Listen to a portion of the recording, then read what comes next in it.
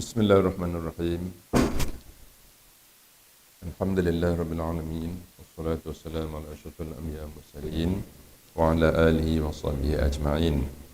Allahumma salli ala sayidina Muhammad wa ala ali sayidina Muhammad. Rabbi shrah li sadri wa yassir li amri wa hlul 'uqdatam min lisani yafqahu qawli. Amma ba'du. Yang dihormati barisan timbalan rektor, ketua pusat pengajian, dan juga yang diraihkan pelajar-pelajar baru UiTM Cawangan Kelantan sekalian.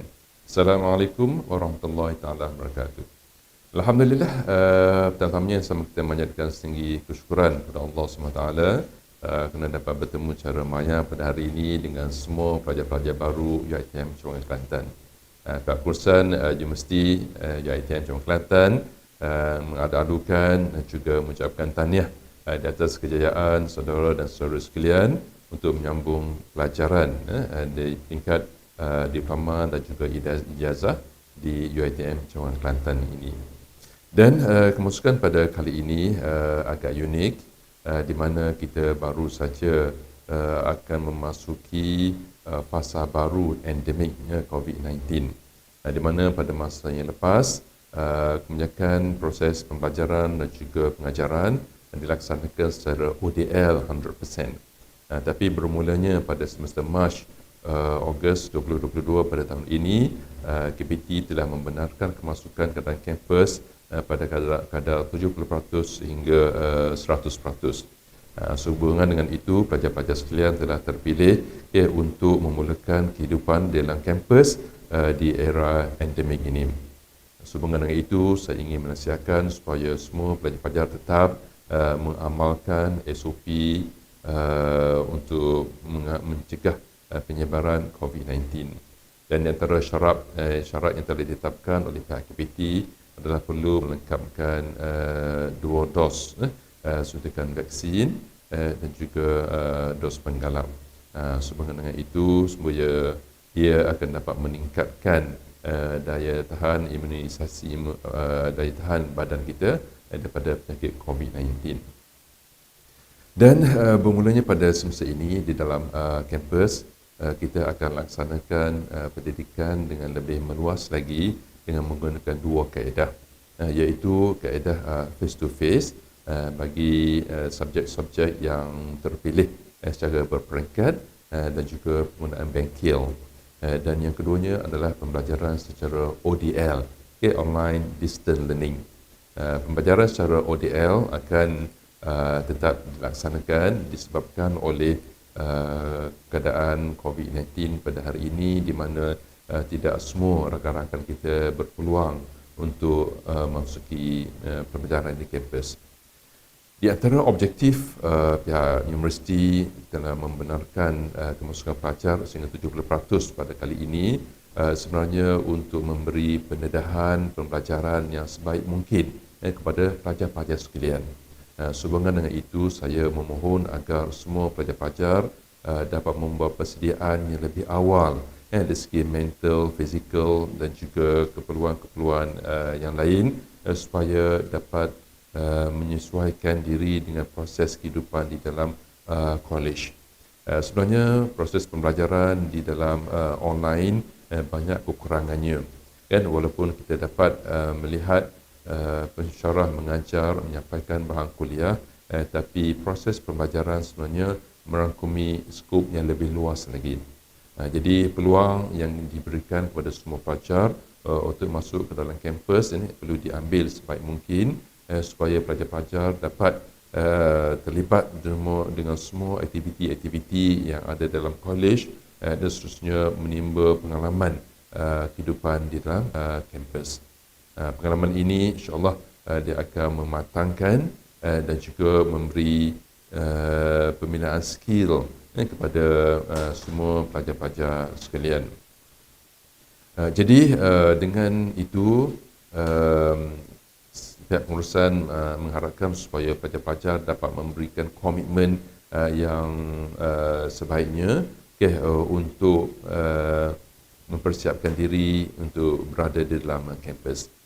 Jadi bila masuk dalam kampus nanti, pelajar-pelajar sekalian akan bertemu dengan ramai lagi rakan-rakan yang lain dan seterusnya. Dari situ akan dapat menyusun aktiviti-aktiviti di peringkat kelas, di peringkat persatuan, di peringkat college dan juga di peringkat universiti.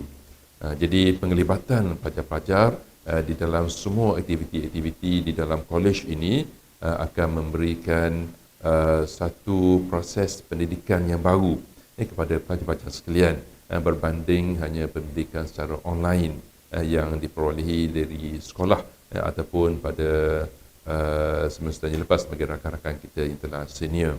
Okay?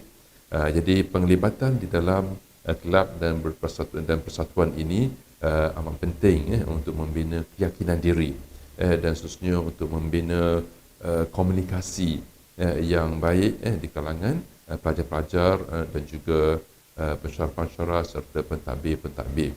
Jadi pendedahan ini yang kita ingin sediakan kepada pelajar-pelajar sekalian. Di samping itu juga kita akan memperluaskan kepada penglibatan dengan industri di mana akan ada lawatan-lawatan keluar ataupun kita menjemput industri masuk ke kampus, semuanya dalam rangka kita untuk meluaskan pendedahan kepada pelajar-pelajar sekalian. Dan untuk kemudian di dalam kampus pada masa ini, kita masih lagi dalam proses untuk mempersiapkan sistem jaringan internet. Dari segi pemasangan Wi-Fi dalam kampus di peringkat college, kita telah siapkan wiring dia, cuma sekarang kita masih menunggu pemasangan device yang perlu diimport dari Amerika yang masih belum sampai lagi. Jadi saya maklumkan awal kepada semua pelajar sekalian supaya ada persediaan minda. Sehubungan dengan itu, kemudian Wi-Fi campus kita sediakan banyaknya di library dan juga di blok-blok akademik. Di blok akademik. Jadi untuk kegunaan di college, pelajar-pelajar boleh menggunakan personal data dahulu. Okay? Dan mengikut pengalaman pelajar-pelajar kita yang telah masuk college, benda ini masih insyaAllah manageable. Manageable maknanya masih boleh diteruskan proses pembelajaran tadi dengan syarat pelajar-pelajar kita dapat memberikan komitmen yang sewajarnya pada kelas-kelas yang dilaksanakan. Jadi apa yang saya ingin nasihatkan lagi adalah di dalam meningkatkan keberkesanan proses pembelajaran di dalam kampus di era pandemik dan juga endemik COVID-19 ini, kita amat memerlukan pelajar-pelajar supaya sentiasa aktif di dalam kelas secara maya ataupun secara face to face. So apabila aktif, maka dia akan melibatkan proses interaksi yang lebih berkesan di antara pelajar-pelajar serta pensyarah-pensyarah. Dari situ pensyarah akan dapat membuat penilaian dan seterusnya akan dapat membantu pelajar-pelajar dalam menguasai subject matters yang berkaitan dengan kursus yang mereka daftarkan. Okay? Dan seterusnya saya juga ingin menasihatkan agar di era ini supaya pelajar dapat menyesuaikan diri dengan penggunaan teknologi, di mana teknologi sekarang ini bukan saja digunakan di dalam teaching and learning, proses PMP kita, pembelajaran dan juga pengajaran, tetapi juga dalam semua aspek kehidupan kita yang lain. Sebagai contoh dalam komunikasi kita, dalam media sosial kita, semuanya menggunakan teknologi. Itu juga dengan kita membeli barang-barang, kita purchase barang secara online, order secara online, semuanya adalah melibatkan teknologi. Itu juga untuk membayar bil, dan juga untuk aktiviti perbankan, semuanya adalah secara online. Sebenarnya itu di era ini, pelajar-pelajar diminta supaya menggunakan teknologi ini dengan sebaik mungkin, supaya proses PMP kita dapat dilaksanakan dengan lebih berkesan, insyaAllah. Dan pembelajaran di dalam college ini, kita akan mantapkan lagi dengan penerapan nilai-nilai murni. Sebab untuk melahirkan seorang graduan yang holistik, kita perlukan kepada input-input yang seimbang dari segi akademik dia, spiritual dia dan juga fizikal dia. Kan aktiviti bersukan dalam kampus dibenarkan, dan ada banyaklah sukan-sukan yang boleh dimanfaatkan untuk kebaikan pelajar-pelajar sekalian. Okay? Dan dalam proses pembelajaran di dalam silibus kita dalam universiti UiTM ini, kita menekankan kepada model adab. Okay, model adab ni bertujuan untuk kita menerapkan budaya ilmu yang berkesan di kalangan pelajar-pelajar sekalian. Adab ini bukan sahaja merujuk kepada nilai-nilai murni, nilai-nilai Islamik di kalangan pelajar dan juga pensyarah-pensyarah, tapi dia adalah ringkasan daripada perkataan ADAB yang kita akan laksanakan. Di mana A itu bermaksud analisis. Di mana untuk analisis ini pensyarah-pensyarah akan menganalisa keadaan pelajar-pelajar masing-masing. Jadi sehubungan dengan itu, pelajar pensyarah-pensyarah memerlukan kepada interaksi yang aktif dengan pelajar-pelajar sekalian. Maknanya pelajar boleh memaklumkan apa sahaja keperluan mereka, kekurangan mereka, kelebihan mereka, supaya pensyarah memahami akan senario pelajar-pelajar sekalian. So daripada situ, barulah pensyarah akan dapat design, akan dapat menyediakan bahan-bahan yang sesuai untuk meningkatkan kemahiran dan juga kebolehan yang ada pada pelajar sekalian. Juga dengan adanya analisis ini, pensyarah-pensyarah dapat memahami apakah kekurangan-kekurangan yang ada pada diri pelajar-pelajar sekalian. So dengan proses analisis ini, maka insya-Allah pelajar-pelajar akan dibantu untuk meningkatkan lagi proses pembelajaran mereka dalam universiti selama 2 tahun setengah ataupun 3 tahun ini, insya-Allah. Dan yang keduanya adalah perkataan D. D itu bermaksud delivery. Delivery ni bermaksud penyampaian. So daripada analisa yang pensyarah buat nanti, maka mereka akan menyampaikan bahan-bahan kuliah yang sesuai dengan pelajar mengikut subjek masing-masing. Jadi kalau pelajar-pelajar mempunyai masalah dari segi internet, contohnya device tidak baik, maka pensyarah akan menggunakan medium yang sesuai untuk memenuhi keperluan pelajar-pelajar sekalian. Okey, sebab itulah namanya feedback daripada pelajar-pelajar amat diperlukan oleh rakan-rakan pensyarah untuk membantu mereka memberikan pengajaran yang berkesan kepada pelajar-pelajar sekalian.